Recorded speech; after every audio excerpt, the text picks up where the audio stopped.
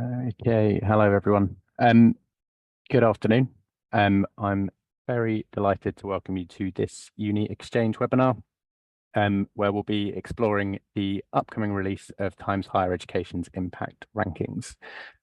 So our series of webinars are an opportunity for communications professionals from across the sector to come together and to kind of exchange ideas and share best practice. So I'm Ed Castell. I'm Head of Strategy and Insight at UUK, and I'll be the chair today. My job at UUK is to make sure that we're on track to achieving our strategic plan, and I make sure that we're kind of giving our members kind of useful, actionable insight like this today.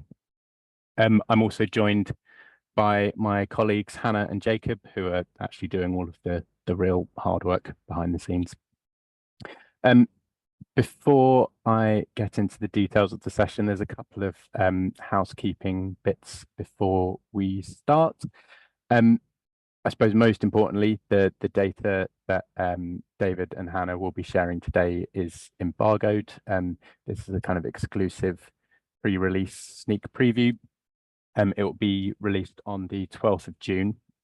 This is why we've made this a kind of a closed event for our members only. So Times Higher have kindly agreed to give us this preview, but I would ask that you kind of don't share it beyond these virtual walls until the data is released. This meeting will be recorded and it will be uploaded onto the UK Comms Hub. You'll see at the bottom there should be a little button for Q&A. As we go through, please do add questions to the Q&A function, and I'll be able to ask some of those to our speakers at the end. But today's session is all about the Times Higher impact rankings. These offer us a different way to look at how our universities are serving society. They're framed around the UN's 17 Sustainable Development Goals, which cover things like climate action, eradicating poverty, gender equality, peace and justice, and economic growth. The rankings use a series of indicators to explore how universities from around the world use their research, stewardship, outreach, and teaching to drive forward these ambitious goals. And in this webinar, we'll be looking at the soon-to-be released data and discussing how we might use it to amplify positive messages about the UK's sector's social and economic impact. But first of all, I'd like to introduce our speakers and ask them to tell you a little bit about themselves. So we'll go with the running order that we'll start with. So David and Hannah from Times Higher, would you like to come on screen and introduce yourselves?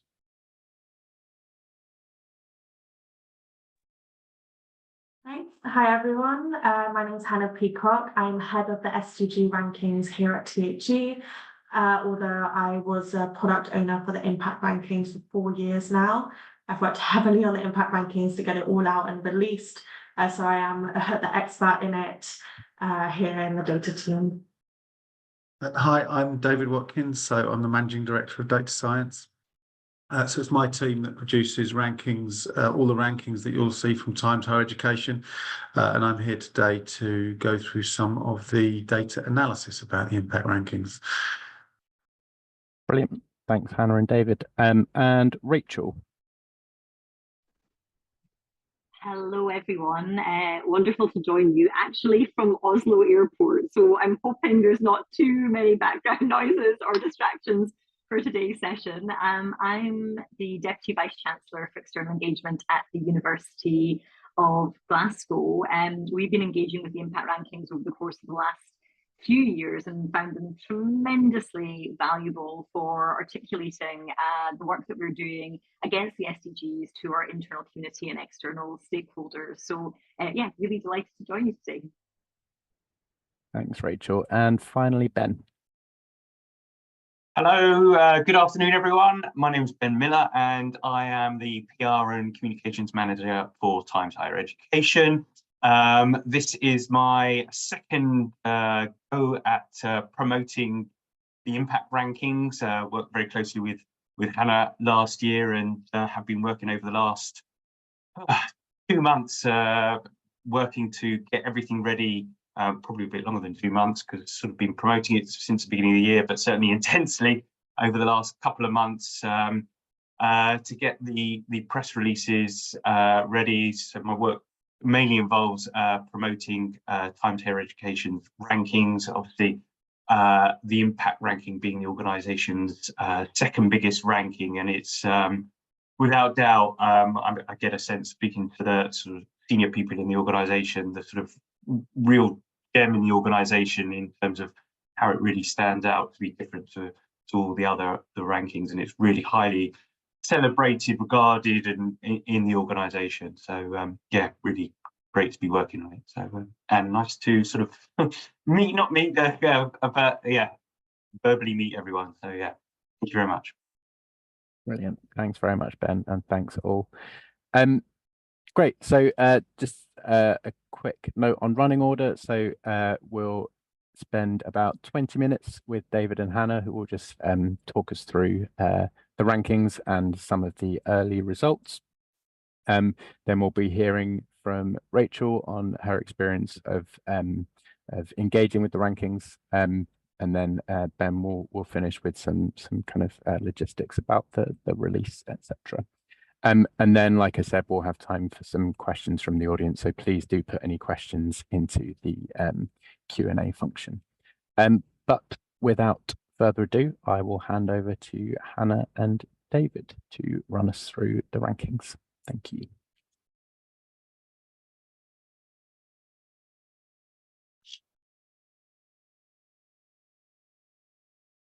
Perfect. Yeah, so as mentioned, we'll be going through the methodology a bit, what the impact rankings are, and then some analysis results as well.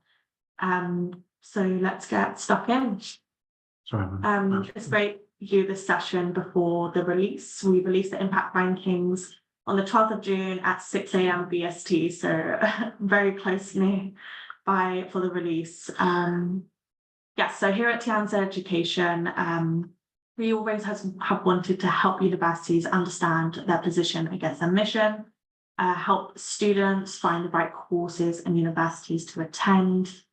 And above all, we also want to help higher education deliver on teaching, research and innovation, but now as well on driving sustainability.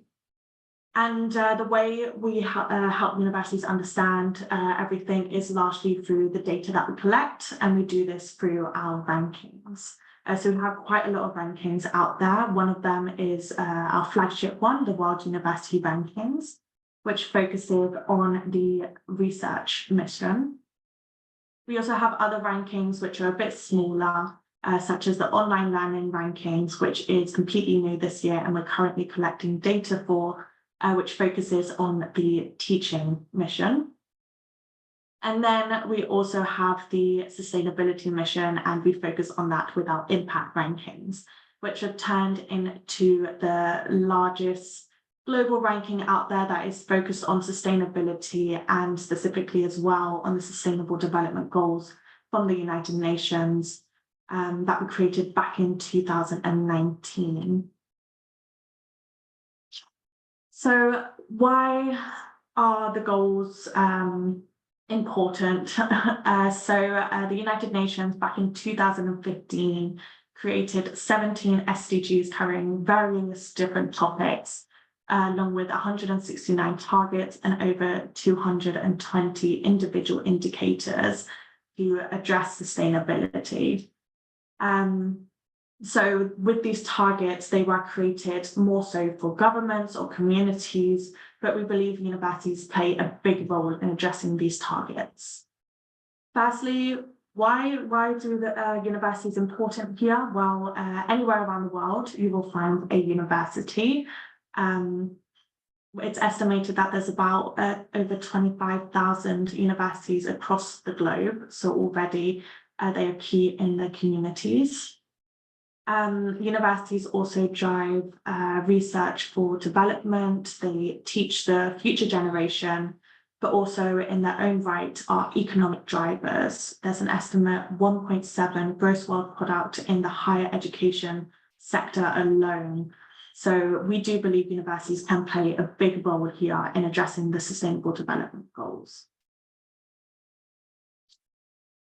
When creating the rankings, we carefully looked at all the UN targets and wanted to find a way in translating these targets into measurable indicators, questions that we can ask universities and see their progress towards sustainability. So with that, we created this type of framework called the theory of change, where we look at 4 different aspects that we have been including into as many metrics as possible that we ask universities in the impact rankings. We first look at research. A lot of universities conduct research, and we review publications that have been mapped out specifically for the SDGs. For example, if a university publishes an article on renewable energy, this closely relates to SDG 7, clean energy. We then looked at stewardship. How are universities treating the resources that they're entrusted with? So these can either be physical resources like the campuses and the buildings at the university, or it can be the people as well that work in and out of the university. We then also look at outreach, how universities are interacting with the outside world, either at the local or even the global scale. An example here would be if a university is collaborating with external hospitals, this can be related to SDG 3, good health and well-being. And then finally, we look at teaching because universities, again, are teaching the future citizens of tomorrow and how they play sustainability in their courses so we can drive it in for the future. So we've applied all this theory of change, all these different 4 aspects into each of our metrics for each SDG that we ask for. When creating the ranking, we also wanted to make sure it was as inclusive and equitable as possible. So it doesn't matter how big or how small a university is, we keep the requirements easy for participation. So the only requirement needed is to be a higher education institution and to be accredited as well. Since we asked for a lot of data for the impact rankings, we also wanted to make it easier for universities to participate. So we do individual SDG rankings, and if a university participates in one SDG, they'll be ranked in that SDG. We then have the overall ranking, which I'll explain in more detail in the following slide. But yes, when creating those metrics, we did want to be as equitable as possible, and we have listened to input from universities, organizations, individuals, and we do have an advisory board as well. We continuously look for feedback from universities or anyone else, because with sustainability, it's all about improving and progressing. So these things tend to change as well. For the overall ranking, we asked for minimum SDG 17, which is partnership for the goals. The reason we selected this SDG specifically to be mandatory for the overall ranking is because it encapsulates all SDGs and covers various different things, including education for the SDGs, which we believe is extremely important here. We then look at the 3 other strongest performing SDGs. So universities can either submit to all 17 SDGs, 6, 7, or just 4 of them, and they can be included in the overall ranking as long as they meet these requirements. We've also kept the bibliometrics the same across all SDGs, so they represent the same proportion across all SDGs for the overall score. And then finally, for timelines, so as mentioned, we're releasing on the 12th of June, and that will be our cycle finished. And then we'll be opening up in mid-September, the 16th of September to the 11th of November. We've got those dates confirmed, where we collect data from universities through our data collection portal. Then through November, February time, we go through a data validation process. So we collect massive amounts of data and evidence, qualitative data from universities. So we have a big team going through all that evidence and data to validate it, and then move on to the next phase, which is ranking production, which tends to start in March, April time. Currently up now, we've been working on ranking release activities. Ben, you'll be going through a little bit of that, and you've mentioned it already. But just preparing the release that will happen in June. And then again, the cycle begins every year, and after June, we'll be working on the methodology and reviewing that, because we do continuously improve it till we can open it up again in September. Thank you, Hannah. And as Hannah mentioned, this is a continuous cycle for us. As soon as we've launched this ranking, we go into the next cycle. So we're already starting to think quite a lot about what next year's impact ranking looks like. And we've already done some work on that earlier this year. So it's a continual piece for us. Just want to give you a little bit of background about the data. We've already covered that, there are 17 SDGs. We cover all 17 SDGs. I want to show you some analysis in a second, but I just want to make sure you understand the data that's behind that. So this year we had a record 2,152 universities. This has grown massively. In 2019 we had 556 universities. As you can see, that's a massive growth. So big thanks to all the universities that are participating. As part of the work we do, we ask universities for evidence that we then go and review to see if that evidence meets the SDG requirements. And we collected 280,000 documents this year, which we had to go and do manual reviews on. So you can see that's an awful lot of work.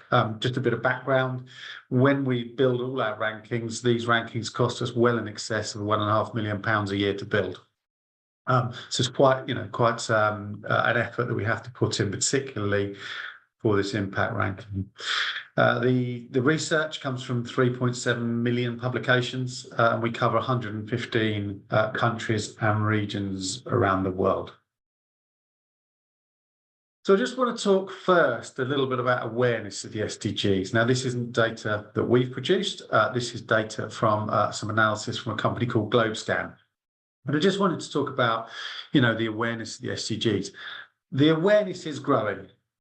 Is it growing a lot? Not a huge amount, but it's certainly growing. We can see that in 2017, 38% of people had some or a lot of awareness of the SDGs. In 2023, that's grown to 50% of the world's population. And we can look at a demographic breakdown of that. It's probably not too surprising when we look at the demographics. We see that under 30s, more highly educated, people with higher incomes living in urban areas are more likely to be aware of the SDGs. Probably not a great surprise, but nonetheless, interesting information. Where it gets, I think, more interesting is when we look at awareness of the SDGs. And we see a lot of awareness in Asia and Africa in particular. I think what we see is certainly in Europe and North America, and even some South America, there is less awareness. And we can see here the UK is really quite low down on awareness. There is more work to be done, I think, across the UK in terms of sustainable development goals. And obviously universities have a part to play in that, government has a part to play in that, and in some sense we have a part to play in that as well. But there is certainly a lower awareness than the average in Europe, and particularly in the UK. And this, to some degree, is borne out by the participation. So the participation in Africa was very small to start with, but has grown massively this year alone. It's just about doubled the participation. So we're seeing a lot of African universities participating. Asia, almost half the universities in the impact ranking are from Asia. We do see strong growth in Europe. We are seeing growth in the UK, and you can see the figures specifically for the UK there. There is some growth. And South America, again, we see growth. North America, draw your own conclusions, but we're not seeing growth there. You know, we know North America is a slightly special case when it comes to sustainability, but certainly we are seeing growth in the UK. We're seeing growth in Europe, but we see most of the growth happening in Asia and although less volume in Africa as well. So that's just to give a little bit of background. I'm still talking continental. I want to give you a flavour. And these numbers get borne out if we look at the world university rankings, which are focused on research, and the impact rankings. Only roughly 3,000 universities are even eligible for the world university rankings, whereas every university is eligible for impact. And again, we see that in Europe, there is slightly more focus on the research side of world university rankings than impact. I don't show this for the UK for a reason. The UK is a special case when it comes to world university rankings, in that just about every university ranks because of the relationship with HESA. But again, just wanted to give you a feel for the way this looks. So what I want to do now, very foolishly, rather than putting lots of slides together, I'm actually going to go to attempt a live demo. So this is very foolhardy. I have come across with this before, but I will attempt to make this work. So I'm just going to stop sharing my screen just for a second and pop up the PowerPoint, sorry, the demo software I want to use.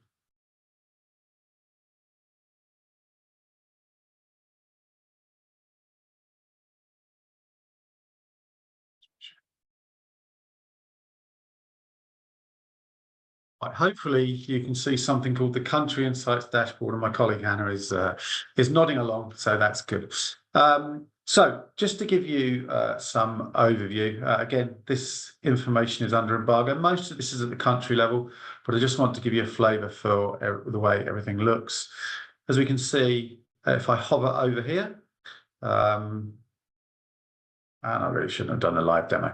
There we go. It's popping up now. So we have 72 universities from the United Kingdom have participated, and 68 of those have appeared in an overall ranking. And as Hannah described earlier, they subscribe to SDG 17 plus at least three other SDGs.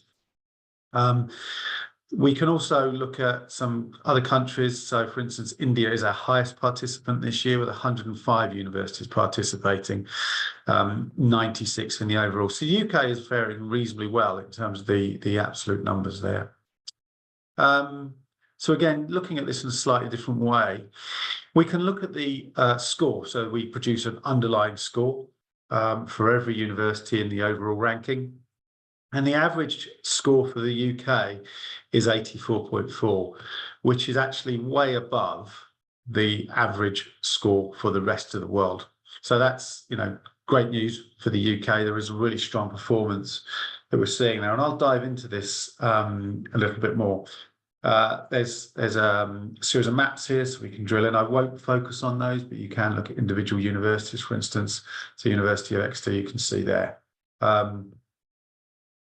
But what we can look at, what I wanted to focus on a bit was participation and then some of the actual performance that we see. And the graph on the left shows the UK versus what we've labelled here as the peer region, which is the rest of the world. But on the right is the comparative chart. And we can see there are some differences. So where the UK has low participation, compared to the rest of the world, is SDG 4, quality education. But on the flip side, we do see a lot of strength in quite a lot of the SDGs, particularly from 10 onwards. 17, that's most universities enter 17, which is why that looks, you know, just about average. That's common for most countries. But we do see a little bit of weakness in SDG 4, but strength in quite a lot of the SDGs in terms of participation.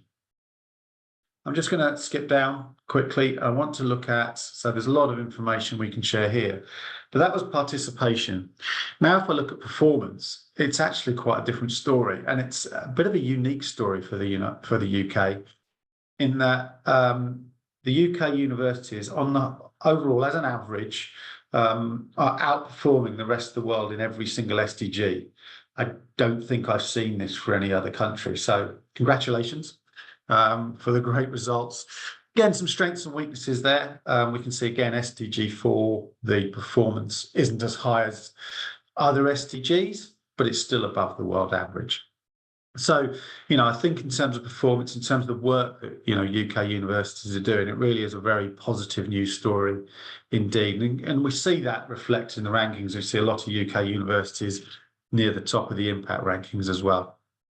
And we can go on further down, we can drill into, the individual universities, they're there listed alphabetically. And we can also just look at how different universities are distributed.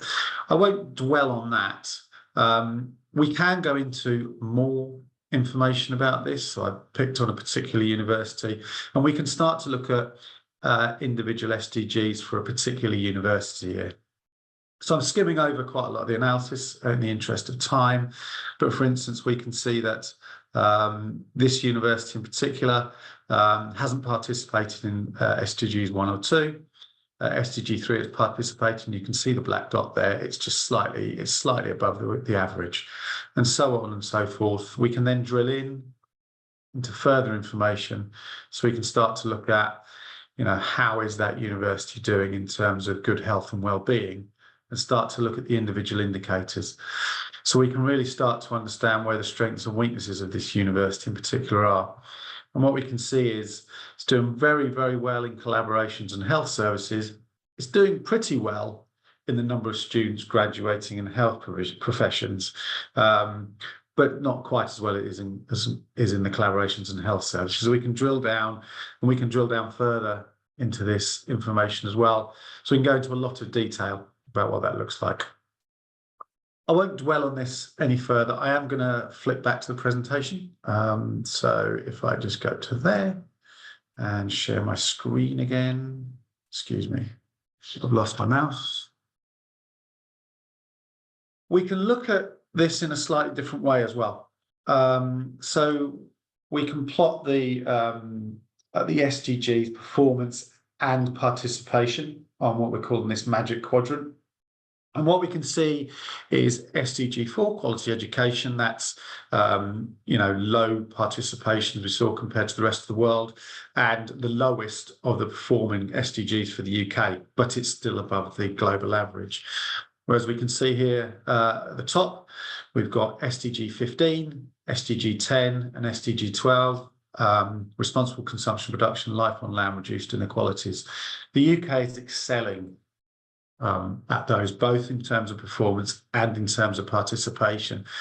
So, there is a lot of strength here. You can see this cluster here, 11, 16, and 13 as well. The UK doing very well there. So again, really good news story. We can break this down into where the UK is doing really, really well. Something to shout about, and a lot of this information we feel. And in summary, mentioned that there is lower than average awareness of SDGs across the UK population as a whole. There's clearly work to be done there. I think, government has a big part to play in that. I think universities probably have a part to play in that as well. Participation growth is lower than Asia and Africa. Now, of course, for the UK, that does top out at some point. There is already good participation, but we are seeing that real strength, particularly from Asia. But the good news story here across everything is really the performance. And I do think that's something that the UK really does need to shout about, that in terms of driving sustainability, in terms of doing all the work on sustainability, the UK is really taking a strong lead. And I will leave it there and hand over. Brilliant. Thank you so much, David and Hannah. It was really interesting. I'm a bit of a data guy, so I'm going to spend hours probably pouring through that when it all comes out. So thanks a lot for sharing those insights. So we've seen there that kind of how well the UK performs relative to the rest of the world against those SDGs. But I think it'd be interesting now to hear from the kind of institutional perspective, like how are they being used? And so I'd like to turn to Rachel. Rachel, I suppose we heard there how kind of different the impact rankings are compared to kind of to traditional rankings. So how do you use them at Glasgow, and you know, what does it mean in kind of how different they are to those more traditional rankings? Yeah, thank you, Ed, and great to hear from David and Hannah there. I think there's a real success story for the UK higher education sector to share. First and foremost, I am delighted because the University of Glasgow currently ranks 13th in the world in the impact rankings, and fingers crossed for positive improvement this year. I think the thing for me that really differentiates the impact rankings from the traditional rankings is that it really allows universities to tell a story around economic and societal impact and the contribution that we are making to the delivery of the United Nations Sustainable Development Goals. Now, for Glasgow, you know, we don't just want to be recognised as the best university in the world, we want to be recognised as the best university for the world. So the impact rankings really gives us a vehicle to do that.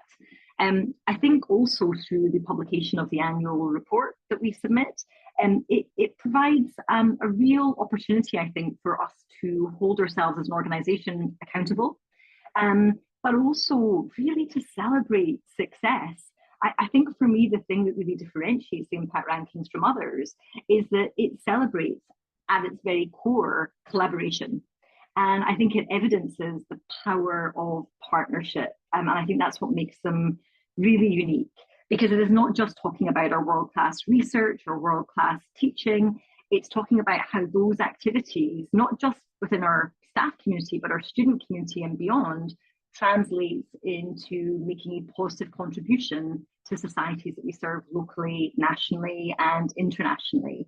So Glasgow has been involved in the rankings now for the last 3 years, and we do find it a hugely valuable vehicle for shining a spotlight on our people and what makes us world-changing Glasgow.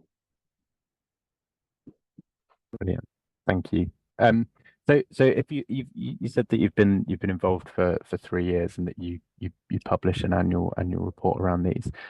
For those who are kind of newer to the impact rankings, or maybe aren't participating yet, what does it look like kind of on the day? How do you take the data release, and how do you turn it into a kind of a communications package essentially?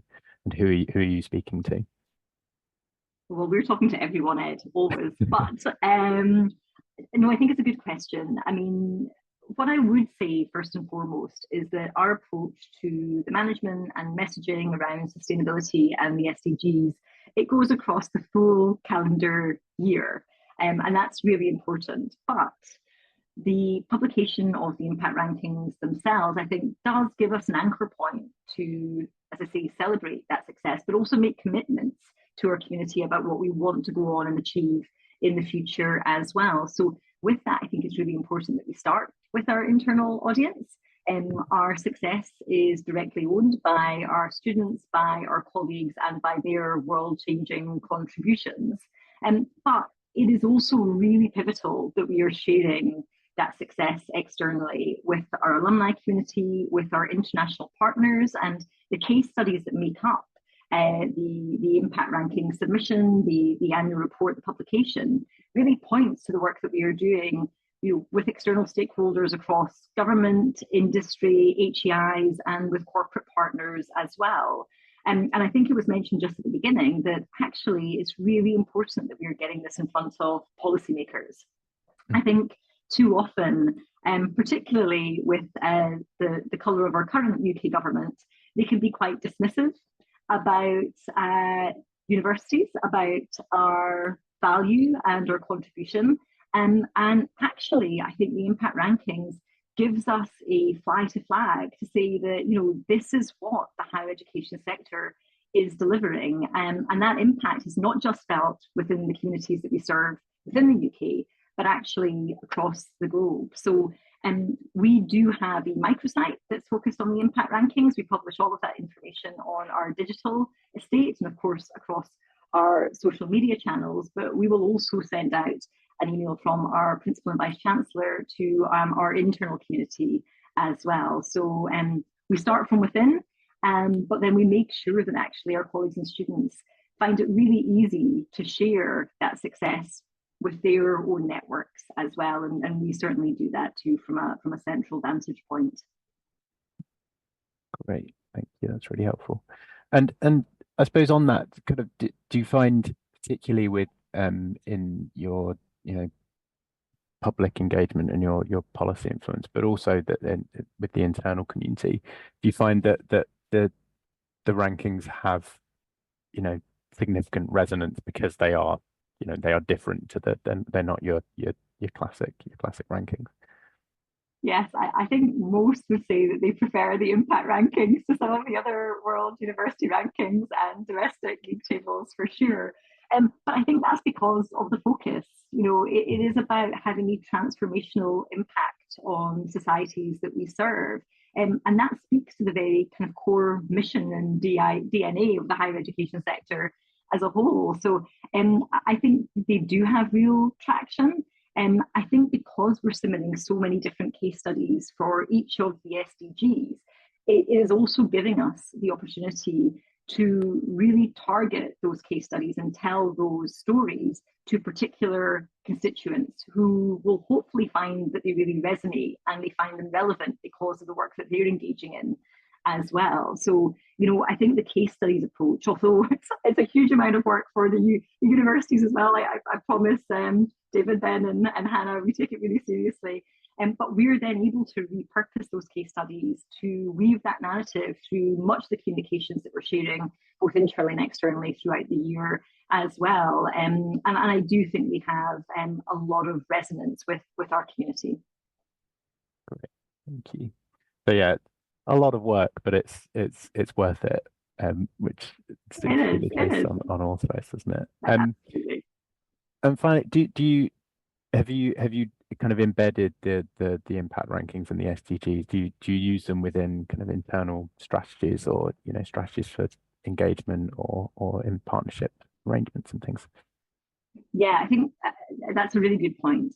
We have kicked off the next strategic planning cycle for the next iteration of the University of Glasgow strategic plan, and we are talking a lot about the SDGs and impact as a whole. So I can absolutely see in our next strategy the SDGs coming much more to the fore, but it already is actually within our international strategy, Global Glasgow 2025. So, I think it does give us a means, a framework actually, to measure outcomes, to articulate our impact, and to develop our strategies more broadly. And that evidence base is really valuable when it comes to engaging with both extant and new partners.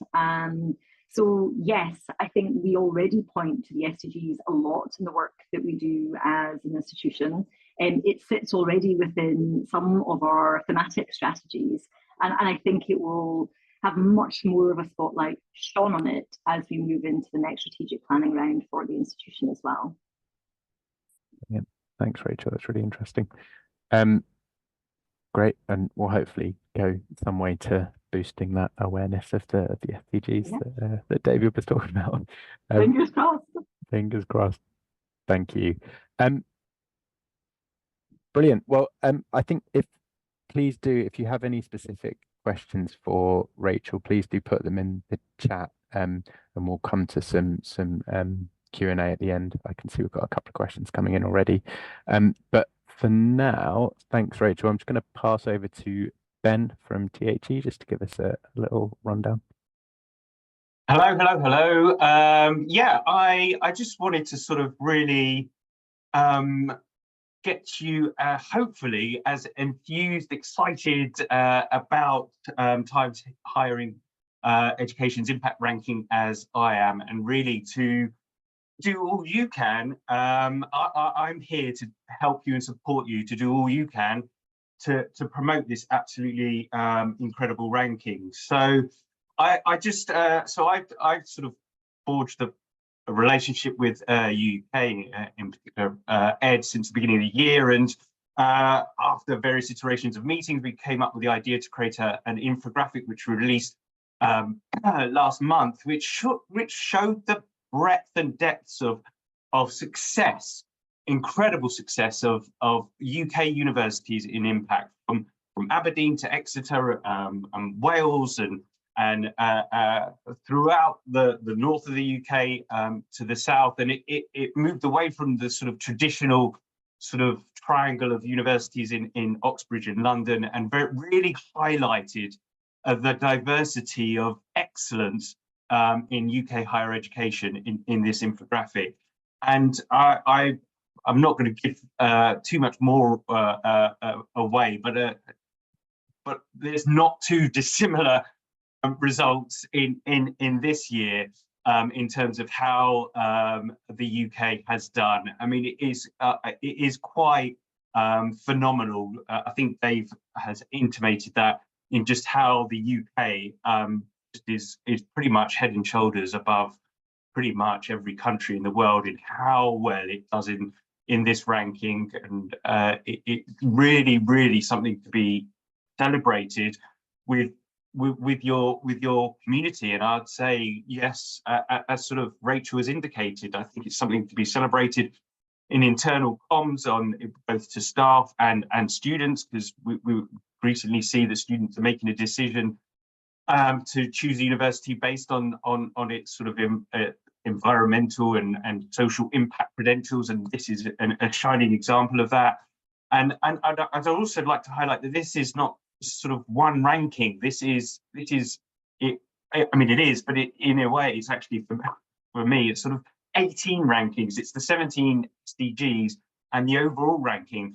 So if you're, for example, a university might not be especially high up in the overall ranking, it's quite possible that it is featuring prominently within the top 10, particularly if you're a UK university, within any of the other 17 SDGs. And I would say that is something to really highlight and celebrate to you, as I said, to your community, to your staff, to your students, but also, you know, if you're, you know, in the top 10 in SDG, pick one out, 5 in gender equality, and you've got a story there to share and celebrate with your local media. And that's, you know, I focus on the media because that's a major part of my role, but I would celebrate that if you and really highlight that to the local media and the UK.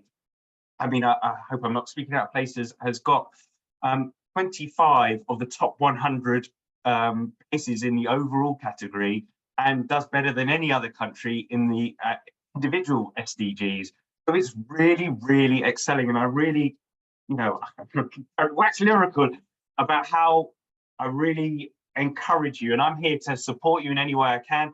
It seems my email address is plastered across all the screens, but I as I said, it's something to, and Rachel is, and I can agree with it more. It's something to really celebrate, to and share with internally on your screens, in staff newsletters. I have been on your side of the fence, as it were, being in communications for various universities, so I know the various communication channels, but also where a lot of my experience is external communications and sort of the amplification with in particular. I imagine your local and regional media would be very interested to hear how you've got on, as well as publicizing it on social media, and letting key stakeholders know, but particularly your sort of local councils that overlap your university, as well as MPs, as well as alumni and key stakeholders that work in these kind of spheres would be only too happy to hear about this news. So I can't encourage you enough to really amplify the success that your university is almost certainly likely to have made in Higher Education's Impact Rankings 2024. And please don't hesitate to contact me, ben.miller@timeshighereducation.com. If there's any specific questions that you have, or if there's anything that I can help you with regards to amplification. But as I said, I'm here to hopefully rally you and cheer and jeer you on to do as much as you can to celebrate your success in this ranking. Thank you very much. Thanks very much, Ben.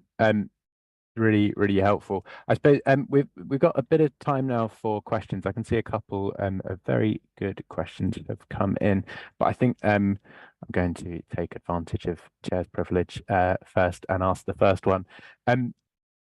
As Ben mentioned, there's a huge amount in these rankings. There's so much to kind of unpick, and different messages that we can kind of amplify. I suppose, Rachel, this is probably a question for you first, but then PhD colleagues, please do come in. How do we know which bits are going to be the most are going to resonate most?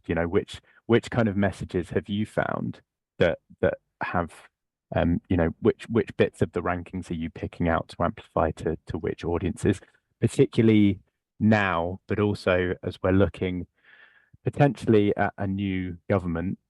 How do you think your approach might change in your kind of external engagement? Yeah, it's a big question, Ed. I'll do my best to try and respond to it. I think there's a few different routes here. One, I mean, not unsurprisingly, we as a university focus on those SDGs which we perform the best in, because it speaks to where we have strong evidence to support kind of world-changing reputation and impact. So we will focus quite often on those SDGs.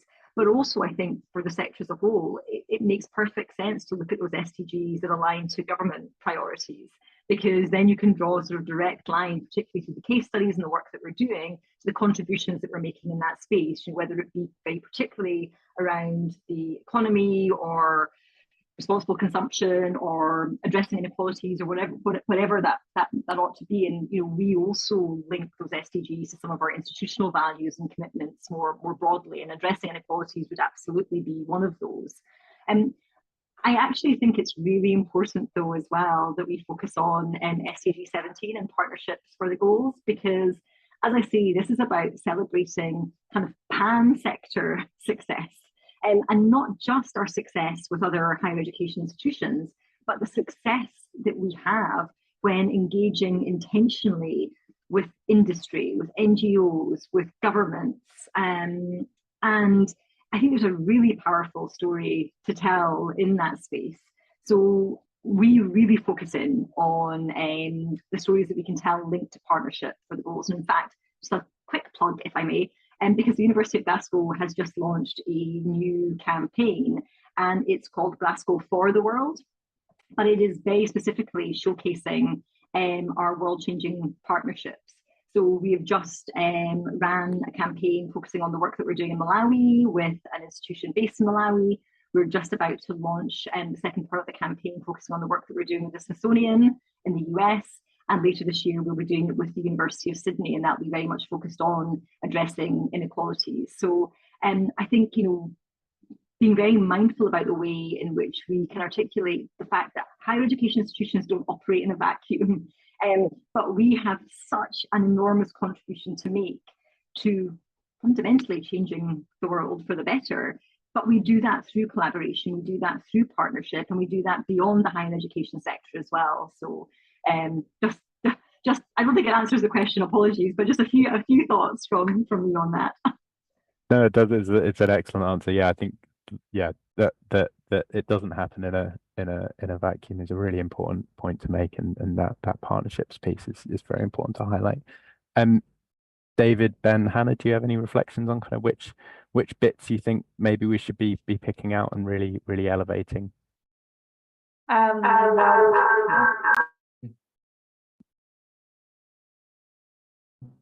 Oh no, apologies. Well, I completely agree with what Rachel has said. It does kind of depend on the university itself and what their principles and mission is. And we see that across the globe. When we look at what universities are participating in and what is important to them, it does vary from region to region. So yeah, I can't give a direct answer towards that because it will be different for each university or even each region. But also completely agree on the partnership for the goals. That's why we do keep it in our overall, because that is the key one to bring in the collaboration to achieve the goals. Yeah, just adding a tiny bit to that is that, yeah, exactly, building on the strengths. So, you know, if you're a university that's by the water and have likely submitted to the SDG Life Below Water, there's generally likely to be a sort of stronger correlation between your relationship to being by the water and doing well in that SDG, just as much as if you're in sort of an SDG that looks at sort of sustainable cities and communities. So there generally tends to be a sort of correlation. So it's really looking at where your university is and where your university's mission and strengths are, and really sort of highlighting that through the SDGs. That's yeah. I'll probably just add one point. So, the impact rankings are very much built with that in mind, that, we don't expect universities to be brilliant at every SDG. Some are, but that's more of a rare case.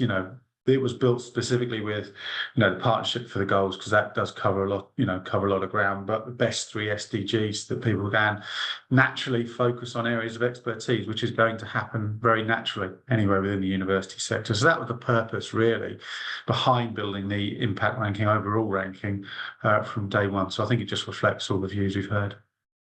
Brilliant. Thanks a lot, all. Very helpful reflections. There's a question here from James Merryclough, which is probably aimed at you, David, which is around, you mentioned that the UK doesn't necessarily have the highest awareness of the SDGs. But in other countries, have you seen any research or insights into how awareness of the SDGs and awareness of the rankings translates into students from those markets choosing their universities? I think as I've talked to universities, I've heard anecdotal evidence. I don't know of anything that's global that's looked at this. I mean, it is a key question. Part of our business, it's a reasonably new part of our business, is looking at students and student events. So this is the kind of data we will start to look into more around sustainability, because, like I say, we do hear anecdotal evidence that students are interested in this. I think it does need better quantification globally.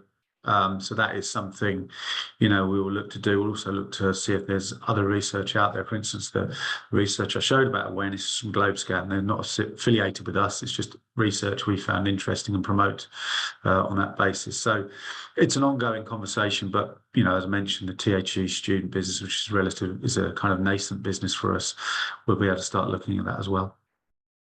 Brilliant. Thank you. It's very helpful.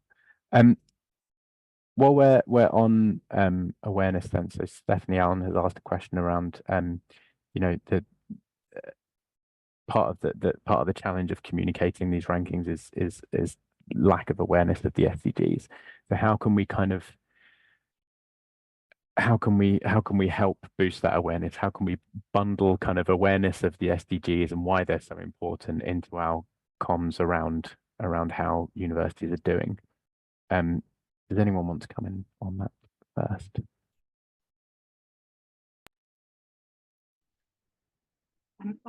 Everyone's now unmuted. Ed, you can take your pick. Go on, Rachel. You go first. So I think it's a great question, and it's a difficult one, right? Because I think we have to be consistent in the way in which we're communicating the importance and the impact of our own institutional work as they align to the SDGs. And in the hope that actually we then get that traction with our communities and they are sharing those messages with their own wider networks. I think a lot of this is also about how we sectorally are using the impact rankings to influence and shape government policy and narrative, and that's at a national level, but also at a local level and an international level. So I don't think there's a silver bullet to this. I think part of the challenge is about taking a consistent approach to our use of the SDGs, and that's why I think actually more and more we're likely to see them be used as a framework within institutional strategies.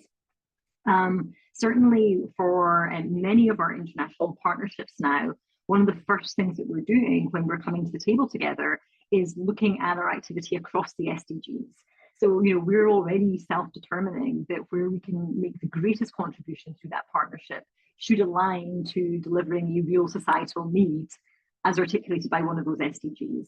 And so, to that point, and you raised this earlier, Ed, I sort of think the more that this is linked to institutional and broader organizational strategy, the more traction it is likely to get both internally and externally. But it will take time, and we cannot only be sharing these stories when the impact rankings are released once a year. I think it is vitally important that we're communicating those messages across everything that we do throughout every single year. So yeah, just initial thought, but I think it is a challenging space for sure. Great, thank you. Yeah, so linking them to strategy, kind of putting them in front and center of your engagement with external partners, and making sure that it's not just an annual thing, that we're doing it kind of regularly. And yeah, from our perspective, from our perspective, I mean, the promotion of impact is a thing that takes, big day is going to be the 12th of June, but the promotion of impact takes place throughout the year, because there are numerous opportunities throughout the year to be promoting universities' work on the SDGs. I mean, today happens to be World Environment Day. Happy World Environment Day, everyone.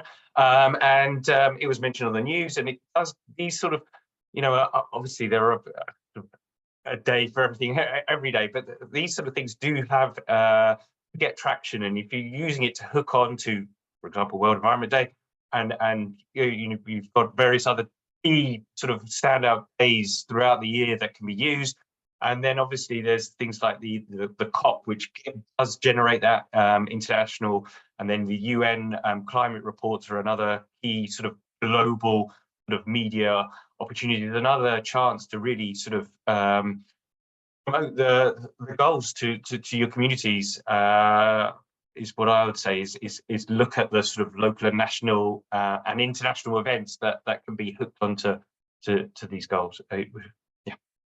And I think there's a an opportunity for universities, particularly around the launch date, but other times of the year, to really engage the student body as well. The more the student body knows about the SDGs, I'm sure pretty much every student in the UK knows about the climate challenge.